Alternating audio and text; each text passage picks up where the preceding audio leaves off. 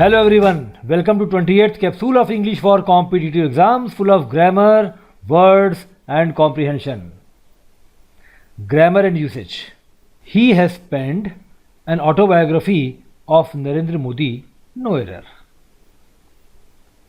Penned.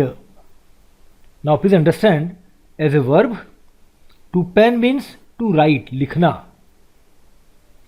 He has penned, has plus penned, has have plus of third form is present perfect tense. उसने लिखी है an autobiography of Narendra Modi. Now what is an autobiography and what is a biography? Biography is जीवनी, autobiography is आत्मकथा.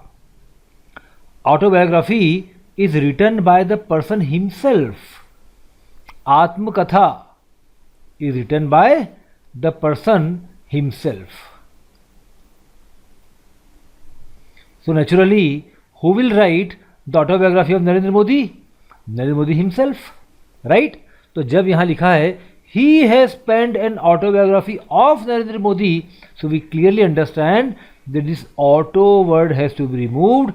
He has penned a biography of Narendra Modi. ध्यान दीजिए, an autobiography and a biography. आप जानते होंगे कि जहां किसी वर्ड का प्रोनाउंसिएशन की स्टार्टिंग वॉवेल साउंड से हो रही है हम एन लगाते हैं, स्टार्टिंग कंसोनेंट साउंड से हो रही है हम अ लगाते हैं. तो he has penned a biography of Narendra Modi. Error lies in B part. Words of the day. A fan of historical fiction, Jayesh is now reading a novel about slavery in the dash South. Now please note, a fan of historical fiction, ये जयेश को describe किया गया है. जयेश जो कि एक fan है historical fiction का, ऐतिहासिक कथाओं का. वो आजकल पढ़ रहा है एक नॉवल जो स्लेवरी के बारे में, गुलाम प्रथा के बारे में है, साउथ में चलने वाली.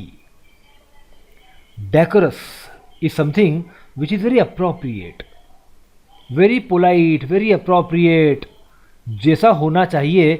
Now slavery is something which is definitely an objectionable custom.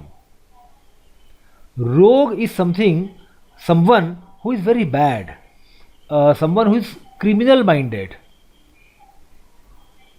fraudulent in nature. Droll is somebody who is humorous in nature, comic in nature, humorous. Antebellum, prior to war, the years prior to war, the period before war, pre-war. Onerous, burdensome, जब कोई चीज बहुत भारी भरकम हो, we call it burdensome. Now which option is best here? A fan of historical fiction, Jayesh is now reading a novel about slavery in the South. Definitely history की बात चल रही है, तो यहाँ पर antebellum is the best word. Antebellum south, युद्ध के पहले का south, the period belonging to the south before to war situations. So best option is D. Comprehension of the day. Nehruvian socialism initiated state ownership of commanding heights of the economy. Now please note, Nehruvian socialism. In India socialism, samajwad, is of many types. One is Nehruvian and one is Gandhian. Gandhi wanted to have a society based on rural areas. Nehru preferred big industries, big plants, right? So Nehruvian socialism initiated, ने प्रारंभ किया. क्या प्रारंभ किया? State ownership, सरकार के नियंत्रण वाली, of commanding heights of the economy.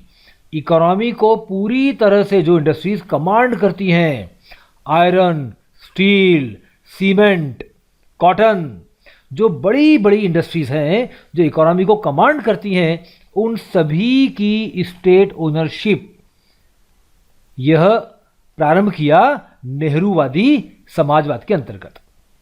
The enclave. Enclave is something जो आस पास से पूरी तरह सुरक्षित हो, a closed area. The enclave was occupied by workers of nationalized industries. और इस एनक्लेव पर काबिज हो गए वो सारे मजदूर जो राष्ट्रीयकृत उद्योगों के थे। जो सरकारी इंडस्ट्रीज थी उनके वर्कर्स ने इस समाजवादी एनक्लेव को पूरी तरह से अपनी ग्रिप में ले लिया। एंस्कॉन्स्ड इन प्रोटेक्टिव लेबर लॉज, रक्षात्मक श्रम अधिनियमों में जो आराम से पसरे थे, आराम से बैठे हुए थे, they were comfortably seated in protective labour laws which keep the manufacturing sector small, जिसने हमारे देश के मैन्युफैक्चरिंग सेक्टर को छोटा रखा। तो यहाँ ऑथर ने देखिए ओपिनियन दी है कि हमारे देश में मैन्युफैक्चरिंग कम क्यों हुई, because of protective labour laws. इनका फायदा किनको मिला? उन वर्कर्स को मिला जो नेशनलाइज इंडस्ट्रीज में काम कर रहे थे। और यह इनक्लेव कैसे बना? क्योंकि नेहरू ने स्टेट ओनरशिप शुरू की commanding heights of the economies की। तो लेखक यहाँ पर भारत की इकोनॉमी में मैन्युफैक्चरिंग सेक्टर के छोटे होने का जिम्मेदार प्राइमरीली प्रोटेक्टिव लेबर लॉस को, थोड़ा आगे बढ़ें तो उन वर्कर्स को जो गवर्नमेंट सेक्टर में आराम से काम कर रहे थे, और थोड़ा और आगे बढ़ें तो नेहरूवादी समाजवादी सोच को जिम्मेदार ठहरा रहा है। And then there is a government bureaucracy. अब बात कर रहा है ऑथर सरकारी अफसरशाही की, bureaucrats, collectors, SPs. The only place with life time jobs with guaranteed rising incomes, interest bearing provident funds and pensions. अब लेखक कह रहा है और यही नहीं, सरकारी अफसरशाही भी है इकलौता स्थान जहां जिंदगी भर के जॉब मिलते हैं, गारंटीड राइजिंग इनकम्स, आपको सैलरी लगातार बढ़ती रहती है, आपको अच्छे ब्याज वाले प्रोविडेंट फंड मिलते हैं और पेंशन मिलती हैं।